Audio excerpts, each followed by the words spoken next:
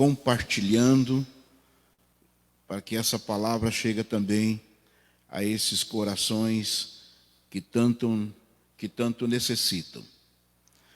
Nós estamos estudando o livro de Judas.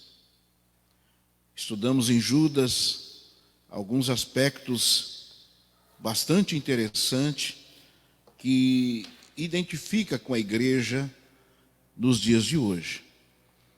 Mas antes de iniciarmos, nós queremos primeiramente mandar um abraço muito especial para Mara, pelo seu genro Vinícius, que hoje à noite vai ser ordenado pastor da Igreja Batista.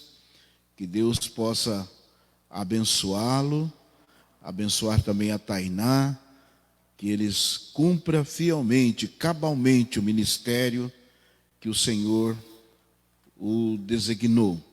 Vamos ter uma palavra de oração nesta hora e logo em seguida nós iniciaremos o nosso estudo bíblico. Eu vou pedir ao nosso presbítero que está nos auxiliando aqui, Amir, e também a Miriam, que está nos ajudando depois com as leituras bíblicas que nós teremos, mas ele fará essa oração inicial.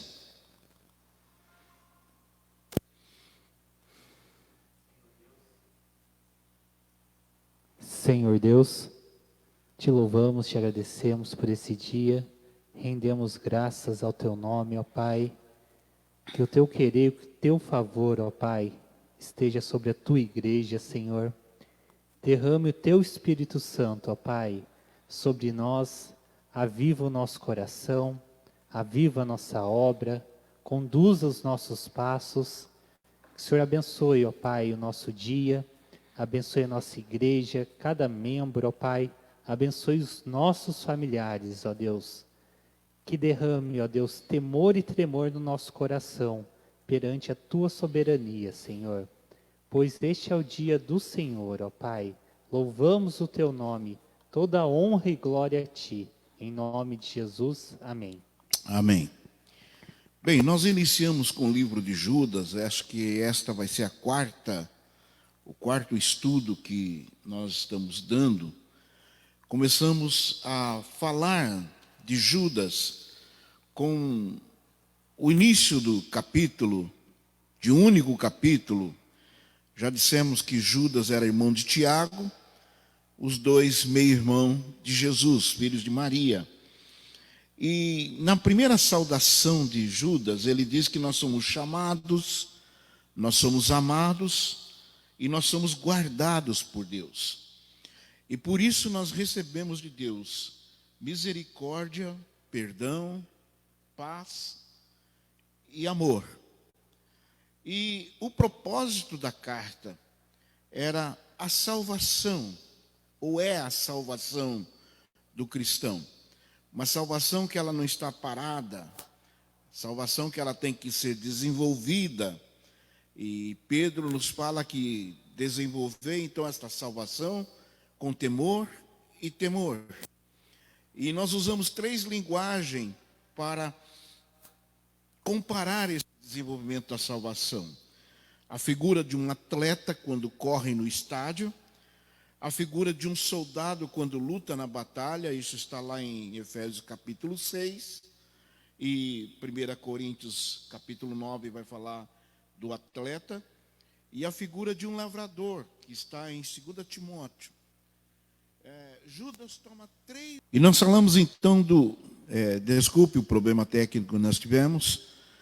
Nós falamos então da falta de fé, aqueles que se sentiram ou que desejaram ser autônomos, dependentes de Deus, Satanás, que foi lançado da presença do Senhor, e Lúcifer, que produziu uma soberba, uma arrogância na vida do ser humano. Todos nós fomos atingidos por essa soberba, e a imoralidade que nos fala em Gênesis capítulo 19, quando Sodoma e Gomorra recebeu o juízo de Deus. Mas também ele usa 3 exemplos interessantes. Ele vai falar de Caim. em Judas, no versículo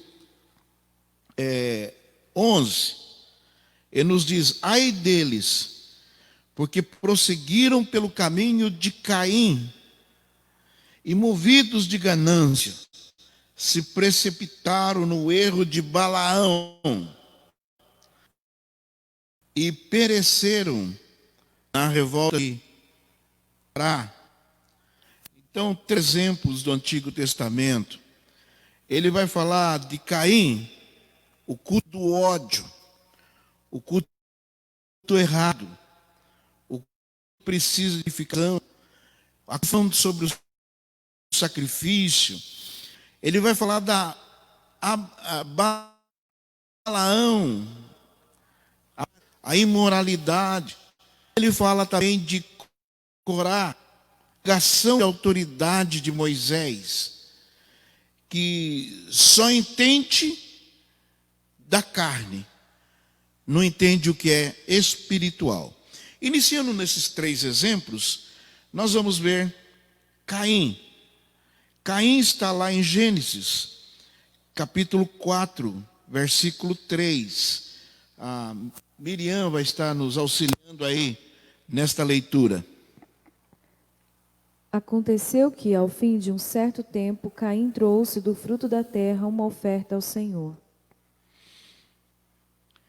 Ele foi uma pessoa que deu mais valor às ofertas espirituais, aparentemente, do que a essência que habita no fundo do ser e aparece sempre na existência do ser humano mediante uma vida bonita.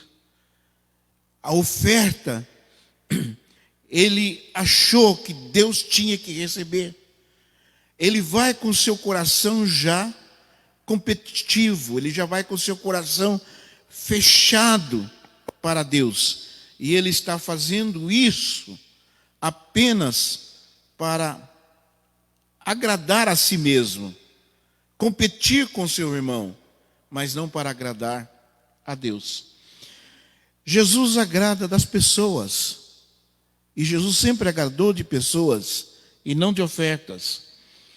Ele foi uma pessoa que encheu de inveja e amargura quando ele viu a graça de Deus agindo na vida do seu irmão. Em Atos 11, versículo 23 e 24, nós lemos o seguinte texto: Quando ele chegou e viu a graça de Deus, ficou muito alegre e exortava a todos a que, com firmeza de coração, permanecessem no Senhor, porque era homem bom, cheio do Espírito Santo e de fé, e muita gente se uniu ao Senhor. Todos ficaram felizes pela vida de Barnabé, homem cheio de fé, a graça de Deus caindo em sua vida. Muitas vezes, as nossas ofertas são ofertas que barganham com Deus. Eu dou, mas eu exijo. Como diz um líder de igreja aí, você tem que exigir de Deus, porque você está dando. Não, você não dá oferta porque você tem que receber alguma coisa em troca. Primeira coisa, você dá o dízimo. O dízimo você não dá, você devolve aquilo que Deus lhe deu. Daquilo que Deus lhe deu, você administra 90%. 10% volta a Ele. Mas você tem que ser mais generoso. Além disso, você vai ofertar. Por exemplo, nós temos uma campanha em nossa igreja que nós estamos ofertando, doando cestas básicas às famílias carentes. A igreja sobrevive dos dízimos.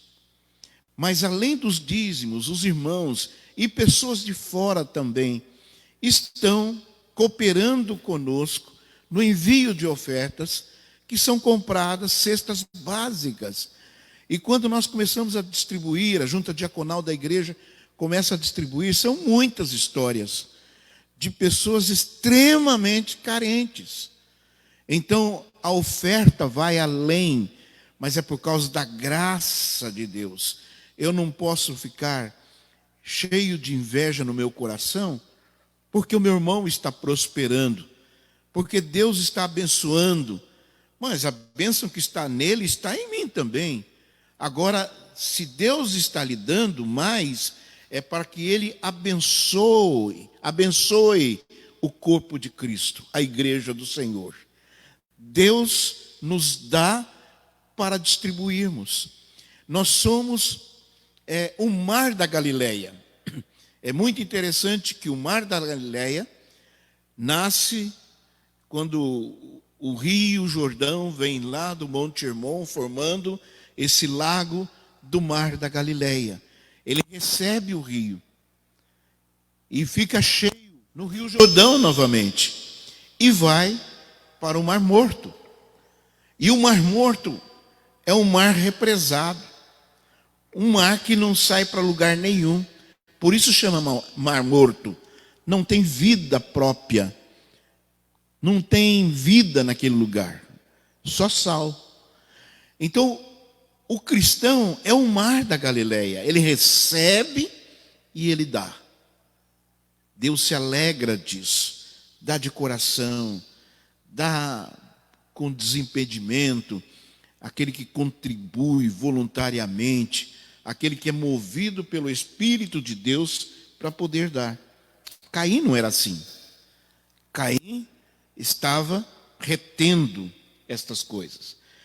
Ele foi uma pessoa que transformou a mente num canto escuro, onde o homicídio já tinha acontecido na vida do seu irmão, sem testemunho.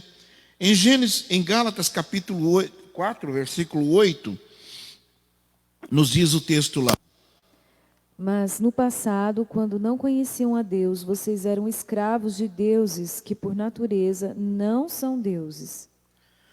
Em 1 João, capítulo 3, versículo 15. Todo aquele que odeia o seu irmão é assassino, e vocês sabem que todo assassino não tem a vida eterna permanente em si.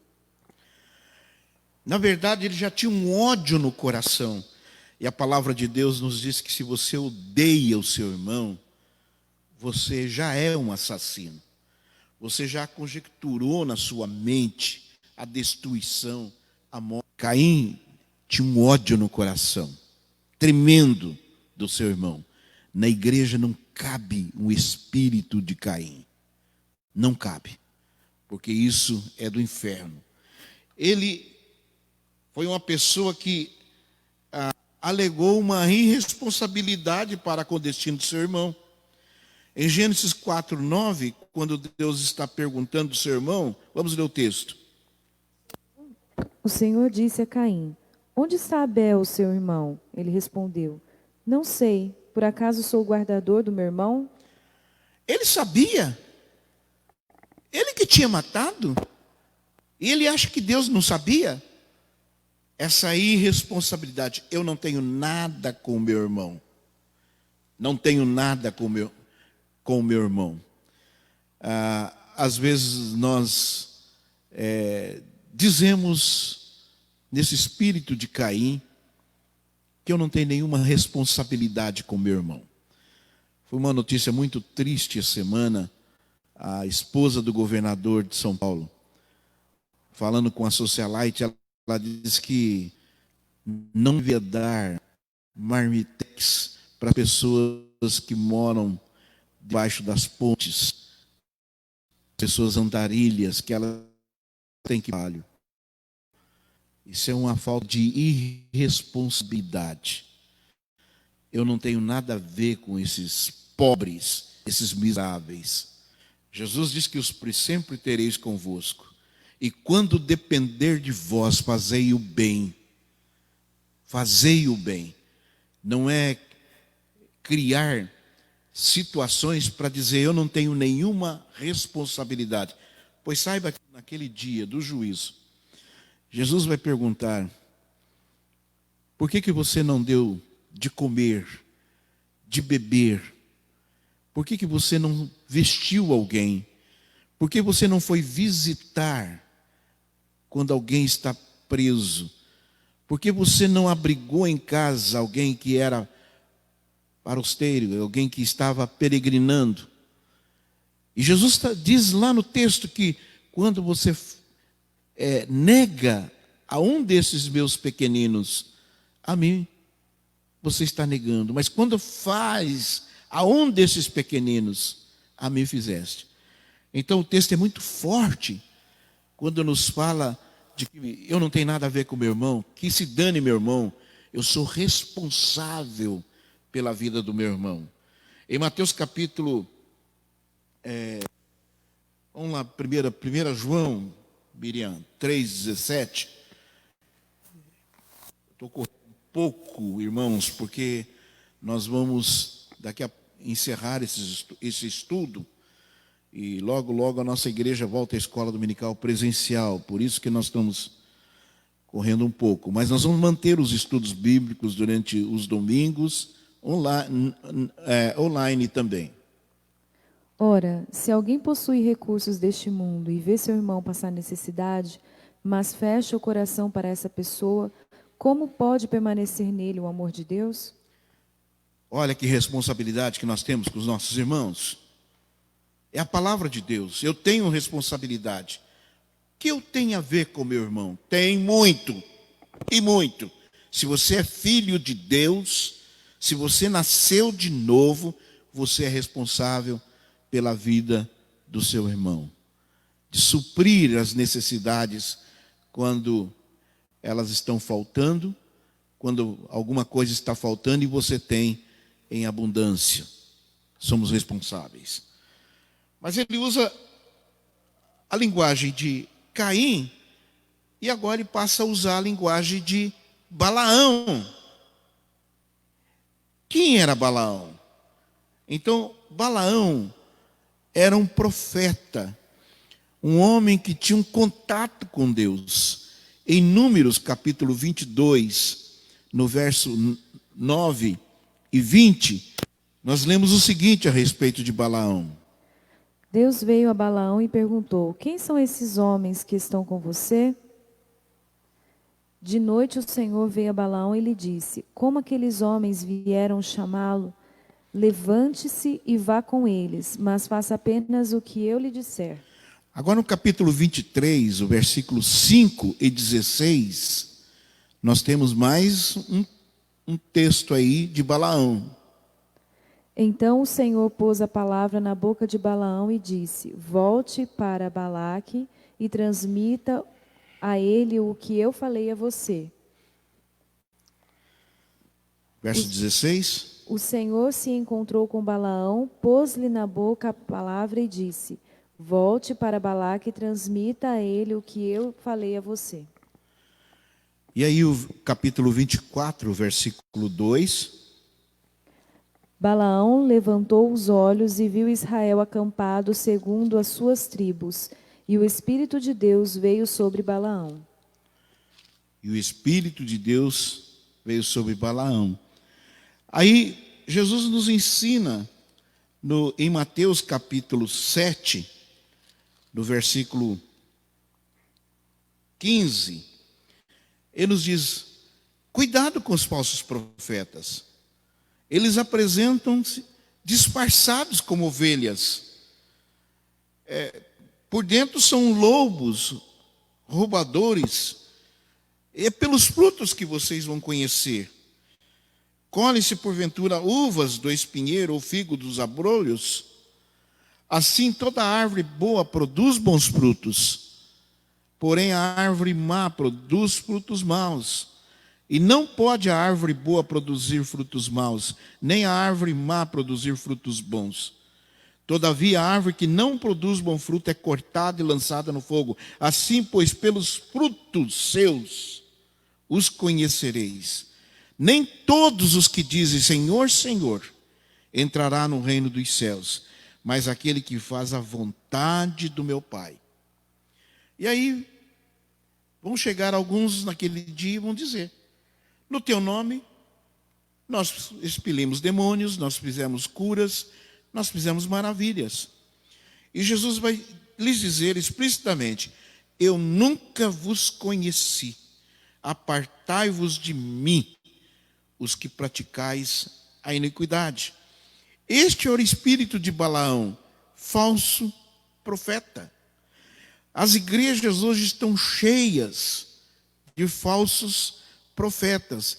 Às vezes eu começo a ver alguns vídeos que eu fico envergonhado, ridículo, de pessoas que estão falando em nome de Deus. Em nome de Deus. Então, o que Balaão fez? Primeiro, ele começou a duvidar daquilo que é óbvio na palavra de Deus. Em Números capítulo 22, versículo 8, Números 22, 8. Balaão lhes disse: fiquem aqui esta noite e lhes trarei a resposta como o Senhor me falar. Então os chefes dos moabitas ficaram com Balaão. Ele começa a negociar com a palavra de Deus. Ele começou a achar que os mandamentos de Deus eram uma imposição, aí no capítulo 22 de Números, versículo 18. Balaão respondeu aos oficiais de Balaque: ainda que Balaque me desse a sua casa cheia de prata e de ouro, eu não poderia transgredir o mandamento do Senhor, meu Deus, para fazer coisa pequena ou grande. Aí no capítulo 24, versículo 11, nós não vamos ler, estamos passando por cima. Ele está disfarçando, dizendo que era para amaldiçoar, mas ele não podia ir porque Deus impediu. Porque Deus o impediu. E ele está dizendo: olha, se Deus não me impedisse, eu iria fazer. Quantas pessoas que nós conhecemos que negociam a igreja do Senhor, dando por um apoio político, para ser beneficiado. Quantas pessoas estão vendendo a fé. Esse é um tipo de falsos profetas. Esse é o espírito de Balaão que está penetrando nesses corações, na vida da igreja. Começa a duvidar da palavra. Eu posso mudar os pensamentos. Sou eu quem acho que devo ter novas regras, porque aquilo que está na palavra é muito chato. É uma coisa terrível. Mas começou a achar que os mandamentos de Deus eram uma imposição muito chata. Então Deus, ele disse: eu não vou, porque Deus não deixou. Mas se não tivesse falado nada, eu iria, mesmo que estivesse contrariando a sua palavra. Ele começa a crer, Balaão começa a crer que Deus pode fazer concessões a seu favor. Mesmo que seja contrariando o que ele anteriormente já tinha dito, que não era para amaldiçoar. Ele começa a deixar de dar atenção na palavra de Deus. Isso está em Números 22, do verso 19 a 20. Agora peço que fiquem aqui também esta noite, para que eu saiba o que mais o Senhor me dirá. De noite o Senhor veio a Balaão e lhe disse: como aqueles homens vieram chamá-lo, levante-se e vá com eles, não faça apenas o que... Então, esses dois exemplos que ele nos dá, é o culto de Caim, o culto do ódio, o culto que não chega na presença do Senhor. Um culto de si mesmo. O segundo exemplo, ele usa o culto de Balaão, o culto da luxúria, o culto da riqueza, o culto do dinheiro, o culto que eu levo vantagem, eu recebo essas ofertas, e alguns vão até enriquecendo ilicitamente.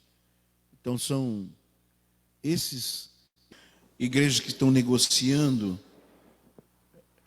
A fé cristã, você paga quanto para você ser abençoado? Você dá quanto para que Deus traz a tua bênção? E até vi tempo atrás na internet que uma mulher se propôs em orar pelas pessoas, e uma oração de 15 minutos ela cobrava tanto, de 1 hora ela cobrava tanto, e uma oração de jejum no monte, outro valor. Deus do céu, se o Senhor não pôr a mão e juízo sobre essas igrejas, eu não sei onde nós vamos chegar. É muito sério, é muito sério. Então ele está falando desse culto do ódio, e esse culto do poder, do ganho, das riquezas. E ele usa o terceiro exemplo, que é o exemplo de Coré. Corá ou Coré. Primeiro que Corá não estava contente com a função que ele tinha. Em Números 16, versículo 9 e 10, nos diz assim: Será que para vocês é pouca coisa o fato de o Deus de Israel os ter separado da congregação de Israel para os fazer chegar a si, a fim de cumprirem o serviço do tabernáculo do Senhor e estarem diante da congregação para ministrar-lhe? Ele se revolta com Moisés, porque ele não respeitava os limites divinos. Foi Deus quem colocou Moisés e Arão na liderança. Ele não respeitava. Ele queria assumir esse poder. As pessoas acham que ser um pastor, ser um presbítero, ser um diácono é ter o poder nas mãos. Não. Não para sentirem poderosos. Não. E ele queria assumir o lugar de Moisés. A liderança da igreja ela é escolhida para ser um órgão nobre do corpo de Cristo. É um órgão nobre, não aparece. Então, os órgãos que não aparecem é aqueles que dão vitalidade ao corpo. E a liderança é escolhida para dar vitalidade ao corpo. Corá tinha esse poder nas suas mãos de conseguir convencer as pessoas para se revoltarem. Então ele não respeitava os limites da função. Não respeitava.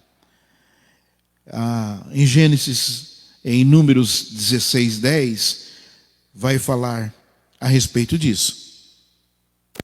Ele fez chegar você, Corá, e todos os seus irmãos, os filhos de Levi, com você. E agora vocês buscam também o sacerdócio? Eu tô servindo como levita, mas eu queria ser agora o sacerdote. Eu estou ministrando. Que cântico que ele está ministrando? Se o coração dele estava cheio de arrogância, de querer o poder, ele queria a liturgia do culto, ele queria mandar no culto.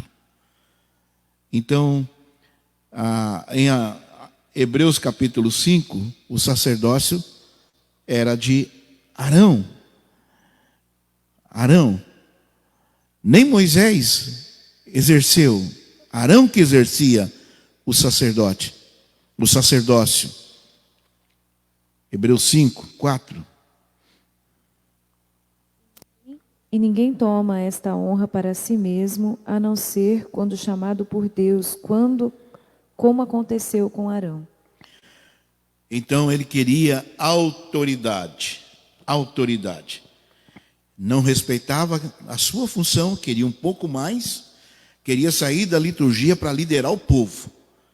E Moisés está resistindo Corá. Ele não respeitava as limitações circunstanciais. E ele usava esses meios contra os líderes. Não é diferente nos dias de hoje. Não é diferente daqueles que se levantam contra a liderança. Então nós temos dois tipos de problema dentro das nossas igrejas. Primeiro, aqueles que são levantados por Deus e se sentem incapazes de exercer e não exercem. E não querem.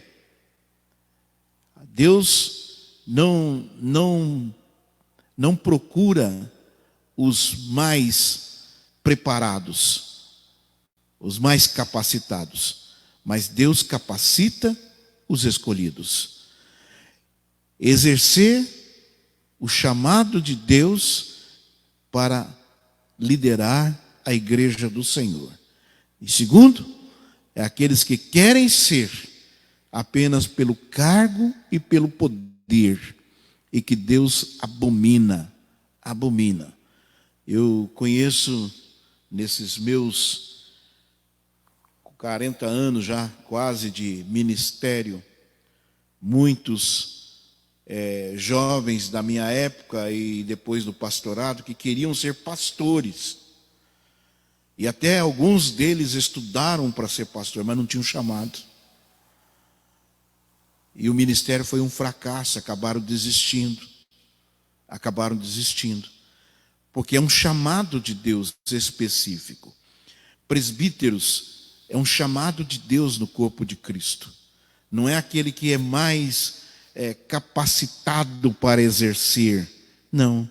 É aquele que tem um chamado de Deus para pastorear o rebanho de Deus, conforme Paulo nos ensina no capítulo 19 de Atos.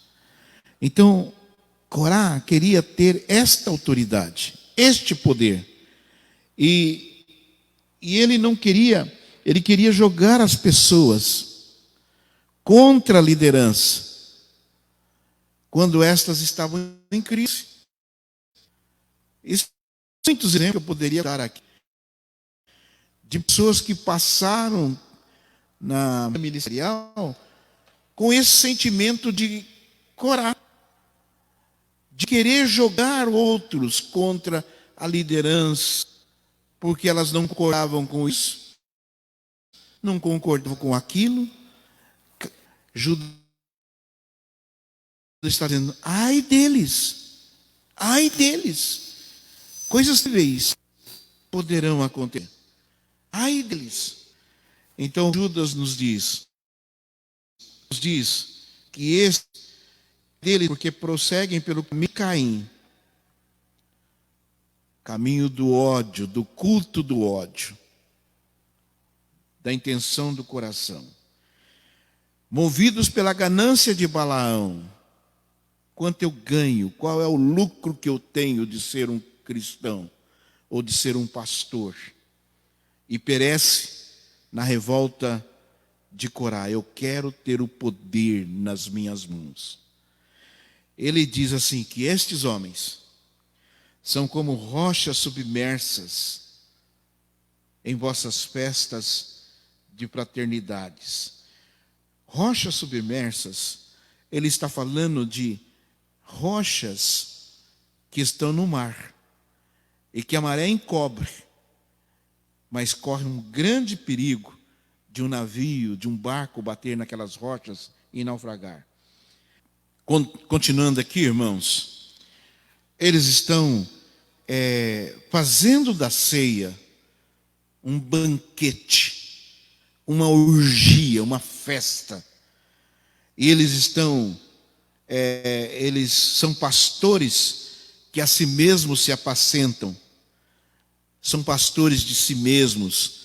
Que em Ezequiel nos diz, ai pastores, ai de vós, que não somente tira a lã da ovelha, mas matam a ovelha. Ai de vós, ai de vós.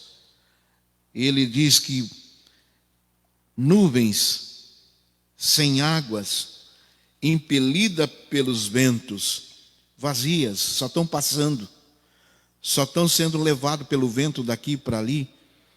E que o apóstolo Paulo nos diz que a artimanha de Satanás é que nos leva a todas as artimanhas de ventos de doutrinas, conhecendo, desfazendo daquilo que a palavra de Deus nos ensina. Ele diz que são árvores que em plena estação dos frutos estão desprovidas, mortas, desarraigadas. Jesus dá o exemplo que quando ele está passando com os discípulos, ele vai procurar figo numa figueira e não acha. E Jesus está dizendo, amaldiçoa aquela figueira. E quando ele volta, ela está seca. E ele está dando um exemplo aos discípulos, dizendo, se vocês não produzirem frutos, vocês serão cortados. Nós já lemos o texto aqui, é pelos frutos que vos conhecereis, em Mateus capítulo 7. Não pode uma árvore boa dar fruto má. Não pode uma árvore ruim dar fruto bom. É pelos frutos que vos conhecereis. Ele diz que eles não estão dando frutos, eles estão desarraigados, estão mortos, eles não têm vida em si mesmos. Ele está dizendo que eles são ondas bravias do mar, que vão jogando as suas sujeiras. Toda manhã, quando você percebe um monte de sujeira que a maré trouxe. O mar joga fora as sujeiras que estão nele. Estrelas errantes. E essas estrelas errantes é o caminho de Satanás, do diabo, que tem sido guardado para a negridão das trevas para sempre. E aí ele vai citar um livro apócrifo de Enoque, o 7º depois de Adão. O que é isso? Foi um livro que não foi reconhecido pelos judeus como um livro canônico, como palavra de Deus. Por isso que é apócrifo. Mas Judas cita ele, que eis que vem o Senhor entre as suas miríades.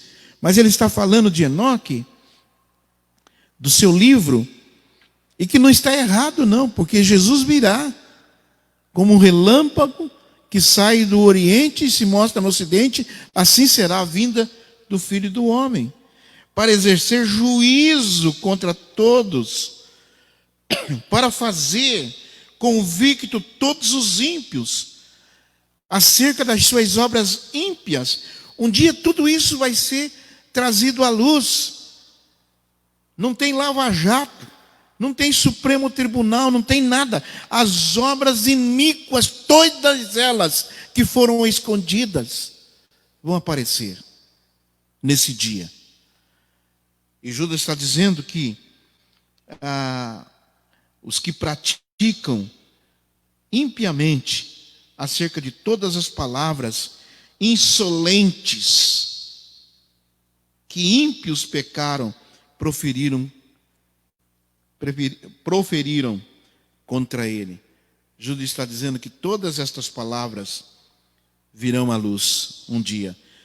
Mas ele está dizendo que o juízo de Deus começa pela sua casa.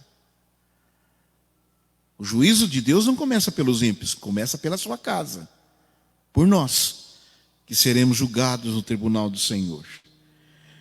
Mas versículo 16, ele diz, os tais são murmuradores, são descontentes.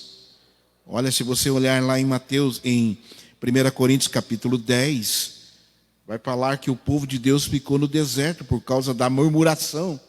Você está servindo a igreja e está murmurando, cuidado. Você está trazendo, não é bênção para a sua vida não, você está trazendo maldição. E não sou eu que estou dizendo, é a palavra de Deus que está dizendo.